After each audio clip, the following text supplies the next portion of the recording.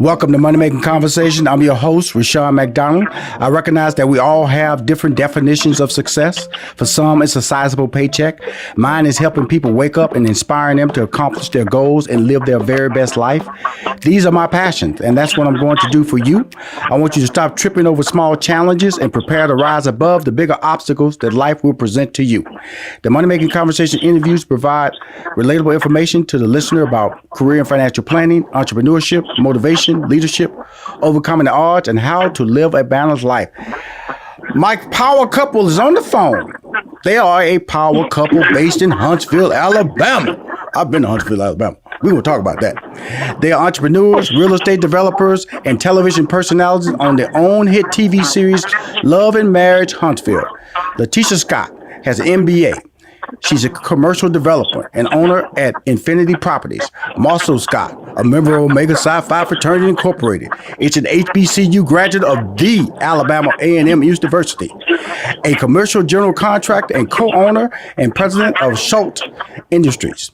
They're on the show to discuss their careers and the upcoming season of Love and Marriage Huntsville. Please welcome to Money Making Conversation, my favorite couple in Huntsville, LaTisha and Marsau Scott. How you doing, my friends? Thank you. We're doing good. How are you today? I'm really doing good. You know, the thing about reality shows, first of all, I'm gonna ask you, and you can answer it together or separately. Why are you guys doing this show? Hey, what's going on, man? Thanks for having us. Number one, this is Marsau. I think when we're business people, and we have a passion for business. Absolutely. We also have a passion for the development of primarily African-American neighborhoods that seem to get gotten passed over by the economic booms that happen in cities oftentimes. And so we were given this opportunity to go on and really to discuss real people, to discuss real issues, but more importantly for us, to discuss business and how we can all get together, come back together, and kind of make a platform for other middle class and upper class, African Americans to kind of remigrate back to the hood and kind of, toll in the soil that kind of raised us, and hopefully we can build and empower. So we're on a TV show, but we really want the show focus on that aspect, the business and the construction and the togetherness and empowerment. Yeah, Carlos King. That's the creator producer of the show. I know him. That's a good friend of mine. And so, he's a good guy. Yeah, when I'm watching this show, that reason I asked is because maybe it's just edited, but it seems like a lot of times some of the things that they show kind of caught you guys off guard, or you didn't know it was going in that direction. LaTisha, can you respond to that? Because I'm just really getting a sense of, why are you doing the show? I love your characters. I love your mama, by the way. I love your mama to death. I know. Marsau, frat, be quiet. I love her mama. Okay? I love her mama. All right. So you need to just stop tripping, dog. You need to stop tripping. LaTisha, the floor is yours. Okay. Okay. So for me, it was like, the reality TV world being exposed on the show was new for me. I never really thought about being on reality TV. Right. But when we was approached through the show about the Comeback Group and about real estate development, we was like, okay, yes, we can do that. We do real estate, so why not do it on the show? That'll be great for what we're trying to do within the community.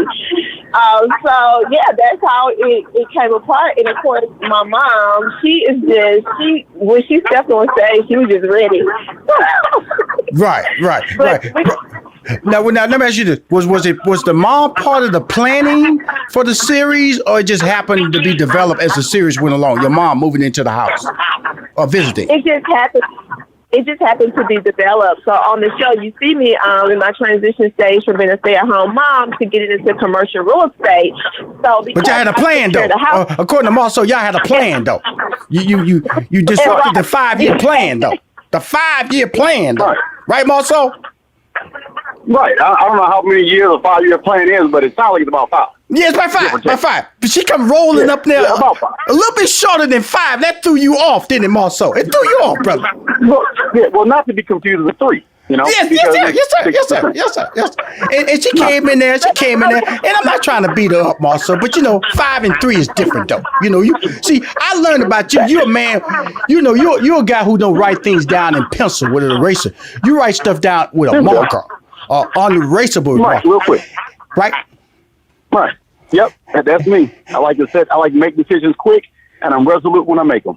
So LaTisha, so why did you change the plan though? Why? Well, because I am a woman and I see my husband's vision and I know the vision for our company and our growth. And so when my husband got into the general contracting field and commercial real estate, I was like, it will go hand in hand for us to do this, together. So as I was learning more about commercial development, the program that I'm in, I'm working on my second master's right now in real estate development. Congratulations. It's an 18-month program. So I'm like, I can go ahead, get into this program, and then by the end of the 5-year plan, I'll have my degree, and I'm ready to hit the ground running.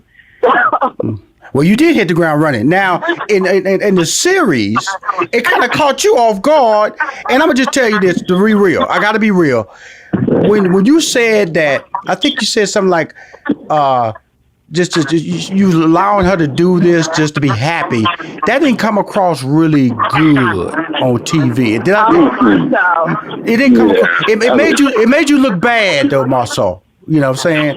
Really? It made you look like you're chauvinistic. I've heard that. It made you look chauvinistic, and it really took me aback. Because wow, he said that. Because your wife, she's beautiful. She's honest. She's loving, and it looked like it hurt. So that's what I'm saying is that when you do these shows, because you're an honest couple, you have an open communication, and sometimes you might joke around and make a statement, but then that's get captured on film. That becomes part of the storyline. Right. How did that moment play back to you guys when it aired, and did you have to deal with any issues within the household when it aired? I can say right now that was not my best moment. Yes, sir. It was one of those type of things that, I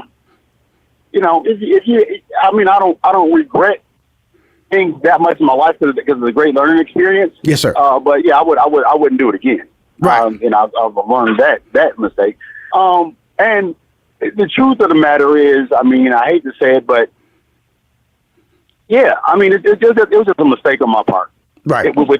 With that, and I apologize for that. And I think that a challenge with us because I know everyone says they're authentic, but the challenge with us because we're authentic is you are. Both of you are authentic. You are. Yeah. And we didn't, what blindsided us and what blindsided me particularly, I don't care about people talking about me, but what blindsided about me is how my jokes made my wife look. Yes. And that's not something, as much of a provider as I am, I'm also a protector. And I don't want to, even if I come around as being a jerk, I don't care, but I don't want it to make it look like that she's weak because she's not. I'm not the kind of guy that needs to marry a weak person to seem strong. First of all, LaTisha's not weak, okay? But I knew you were joking. No. I knew you were joking. I know I do television all my life. The last 1992, I've been doing television. And I don't know how you can edit things. LaTisha, you want to respond to that because I know that wasn't the case, and it came across like he was he didn't care about your future, and didn't even introduce your word about your vision. How did that affect you when it aired? Yeah, it was because I know Marsau's personality. I knew it was a joke, and I had this conversation with him. Hey, I know you're joking. Most of the time, I'm laughing it off. But people looking at him from the outside looking in, I'm like, oh my God, I can't believe you said that. Oh my God. So, and then like, she's not even going to say anything back to him. And that's why people love my mom so much, because my mom was like, well, I handled it. But I'm like, I know my husband and I know it was a joke. And also the whole me going back to school and me getting my real estate degree, that was something that we discussed prior to even filming. Before the show came up, that was in part of the plan. So when he said, play your role, baby, No, he said you're doing it for fun. And I was like, you know what, Marsau? Okay, whatever. And I walked away from that because I'm like, whatever, dude. You sure did. When he said that, I went, "Oh no, Marsau, no, you didn't. This is on film, bro. You can't pull this one back, brother. You can't pull this one back." But that's the whole part of this whole process with knowing that can air like that, and then later on when I think Martell accused you of having 20 women, which I thought was terrible, which I thought was horrible, just to throw some out there, and then your mother-in-law bring it back later on. That's not why you guys did this show. But what are the benefits of doing this type of show so far? Well, that's not one of them. I can say that right now. Right.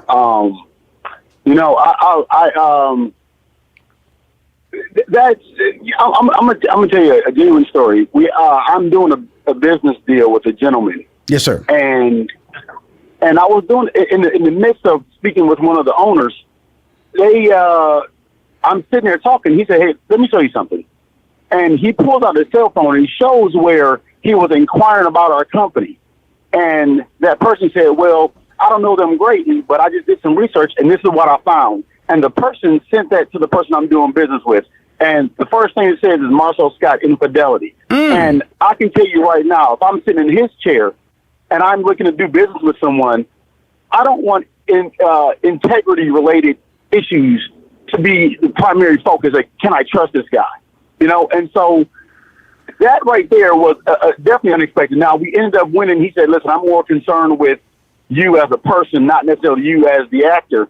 But I want to make sure that when the name Marsau Scott is written in pen, when I'm no longer here, that what I've done and who I am actually gets to shine through." And so that was definitely a blind side for me.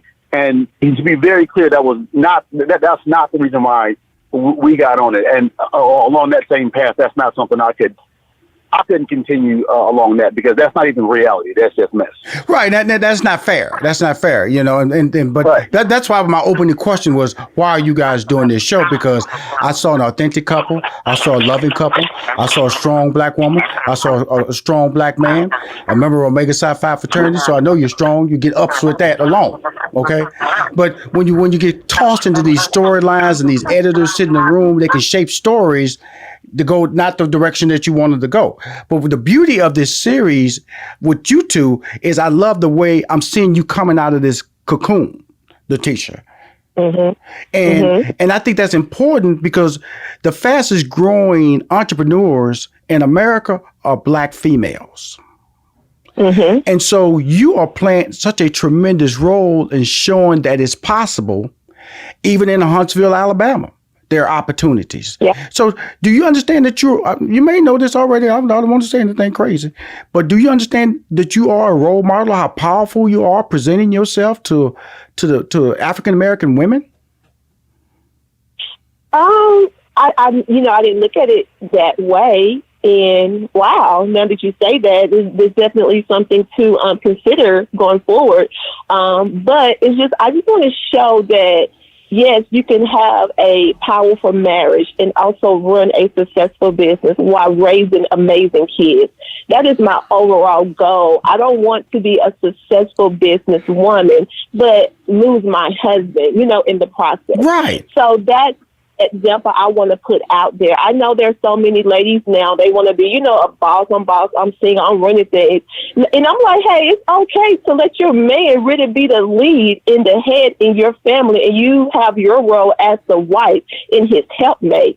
My vision for all of this was when I pray about, where I'm going and where I'm headed in life, God is putting on my heart that, listen, your husband, you're going to help him along the path. You're going to be there to support him and help him along this way. You're going to have your role, you're going to do your thing, but my husband is my leader, and I follow under him, and he has led me to such a great, successful life so far. So as long as you have that leader, the one that you want to lead, and he's setting the example for your family, why not follow something like that? Well, I'm not disagreeing with you. I think that's outstanding. That's why I brought you on the show, because first of all, I'm fans. And that's why sometimes, I'm successful and I've done a lot of great things in my life. And sometimes And I deem you two as very successful. And I just wanted to make that statement about you because so many moms are trapped at home or don't know how to follow their dreams or don't know other options. And to watch you do it on national TV and allow it to be outlined in this story, I think is really incredible. And I wanted to make sure if you didn't know, now you know. Okay. And that's a blessing. You know what? I want to say something on that real quick. When Tisha first got accepted into the MRED or the Masters of Real Estate Development program, we had a conversation, and I said, almost to the same extent that what you're saying right now, I said, we went in the kitchen and said, babe, you know what this means? And we were like, yeah, I'm going to be there. We're going to be working together. I was like, for you. I want you to understand that no matter how big my personality is and where I am at right now, your star is brighter than mine.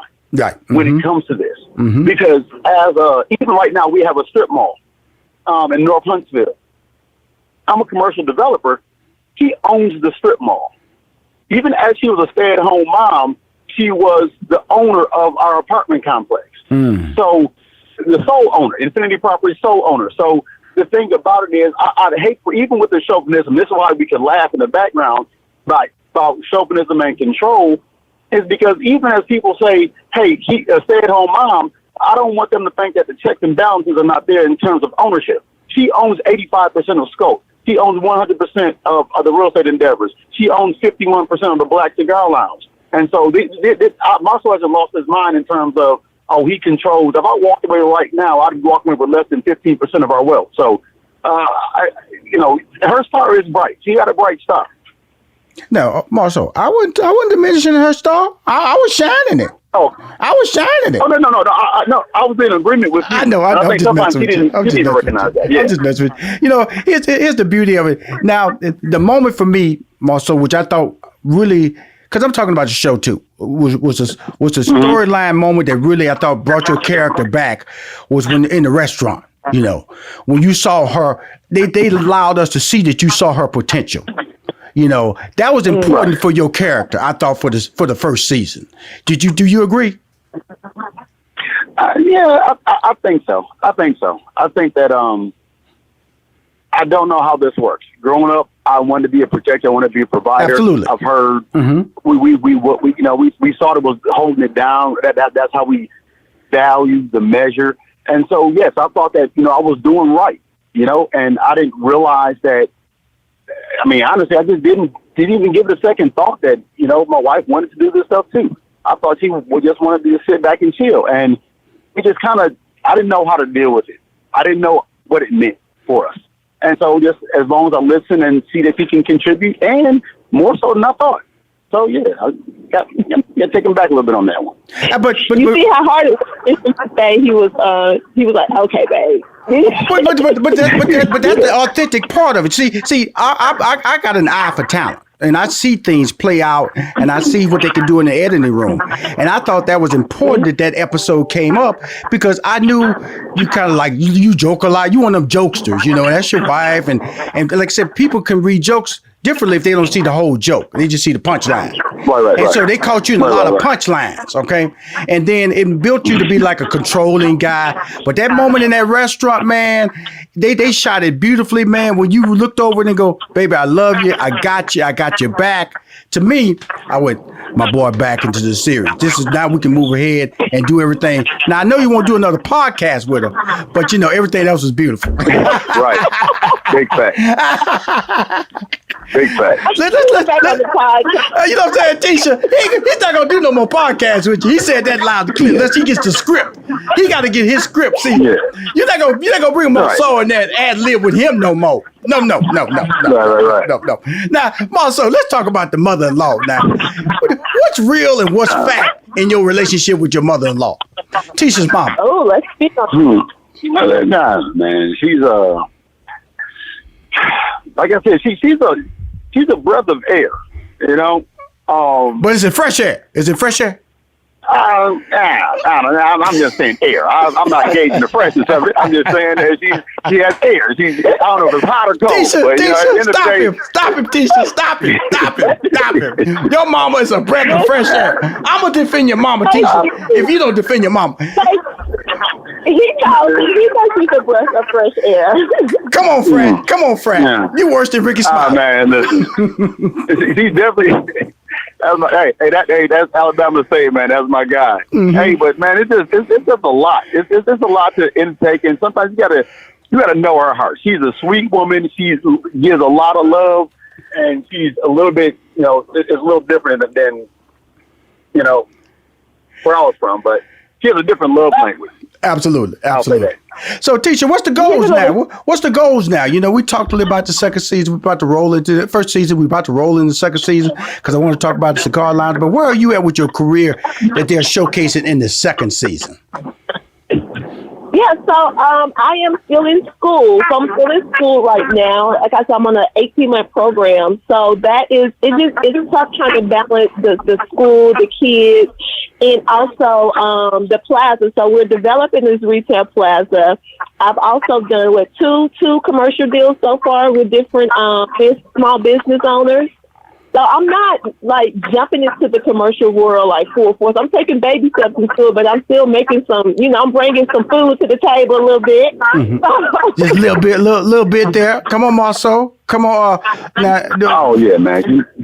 She's making it happen. I mean, I think sometimes Tisha doesn't actually recognize. She doesn't put on paper and get a chance to see what she's actually doing. She owns a strip mall here in town. She's building 2 restaurants. Her company is building an apartment complex, revitalizing a hotel, building 2 restaurants, the strip mall. We're looking forward to building other apartment complexes and things like that. So yeah, I mean, so we've got a lot going on right now.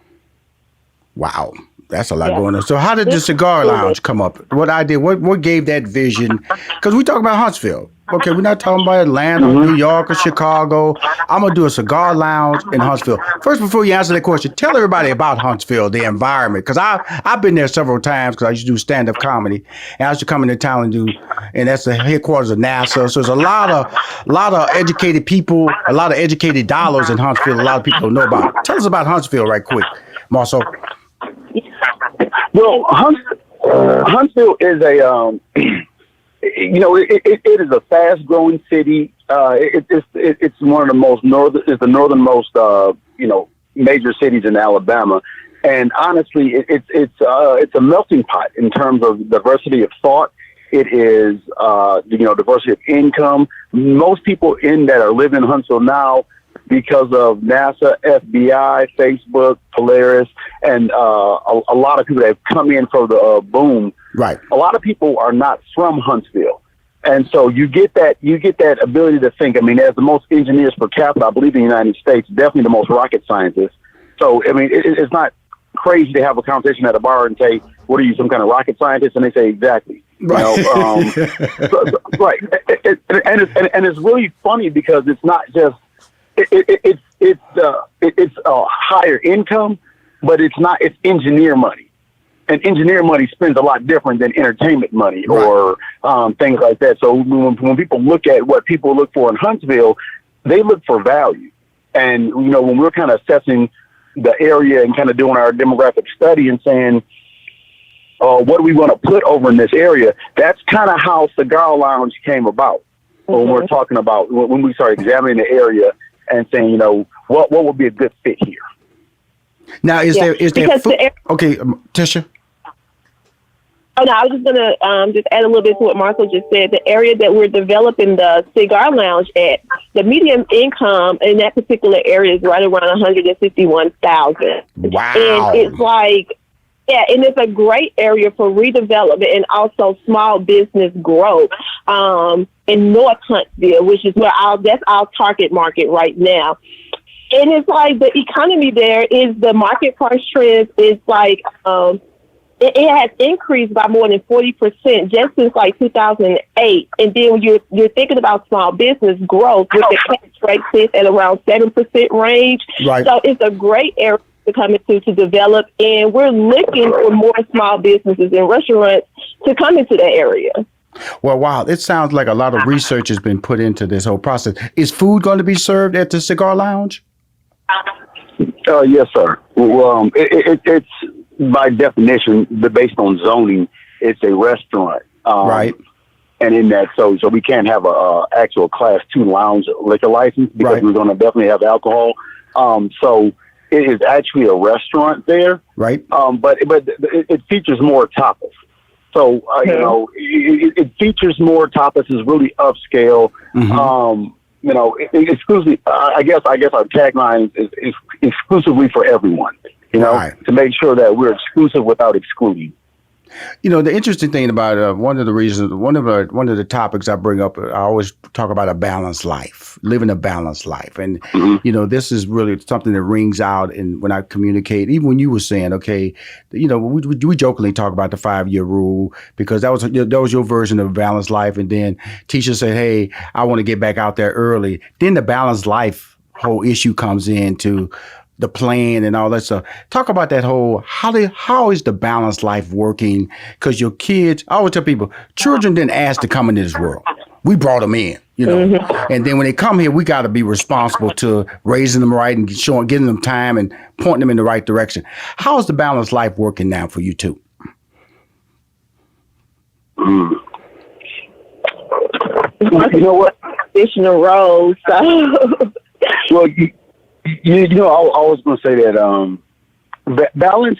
Yes, sir. You know, I was just saying where you talk about, like, you know, your time, your words, your food, your you know, and your money. Those are things. These are daily battles. You're not going to win it today and then say, oh, it's good. You don't get to go to the gym and say, oh, now I can eat what I want because I worked out earlier or I made all this, and so now I get to spend it. You know, these are daily balances. I mean, daily challenges. And so that is the same with balance in your life, is that, you know, I find sometimes and you said, man, I'm doing really well. I'm, you know, me and my son, MJ, we're out golfing. Me and my daughters had that's balanced time. Date night and talked about flowers, you know, and you know, just all these things happen. And then the next week you get a project and you get rain and you got this right here. And I mean, you're working all day and all night and stuff like that. So balance is something that you have to, that's why we lean on each other. Right. Sometimes we look at each other and say, hey, baby, you out of balance. Sometimes, hey, they miss you. The kids miss you. I miss you. Right. What are we doing? Are we getting too focused? Are we looking too far down the road to really see what's in the car? Right. You know, so we need those checks from each other. And so, yes, we try to work on balance. Sometimes we get out of balance. More so than Tisha. I appreciate both of you guys coming on the show. I love both of you. Okay. I like I said, you are a star, a rising Tisha. Don't forget, we're watching you and we're praying for you, hoping for you. Marsau, my man, you the beast. You're a beast. Don't change. Keep uplifting. Keep moving forward. You know, friendship is essential to the soul. You know. 4 cardinal principles. Uplift. Okay. So, but don't change, both of you guys. I really appreciate you coming on the show. I just want to have a conversation with an authentic couple. Nothing fake here. And just let you know that keep your head up.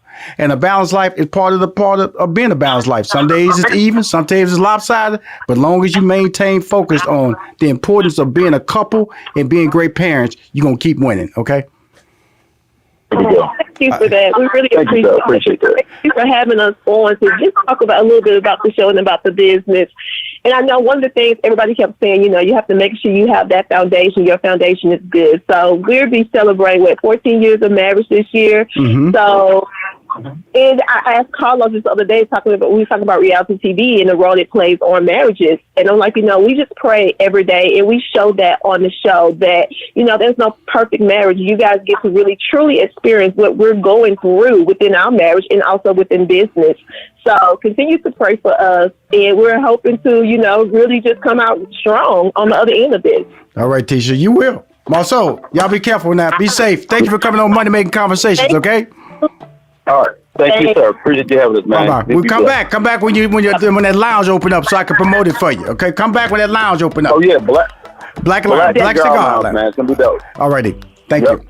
If you want to hear more interviews on Money Making Conversations, please go to moneymakingconversation.com. I'm Rashawn McDonald. I'm your host.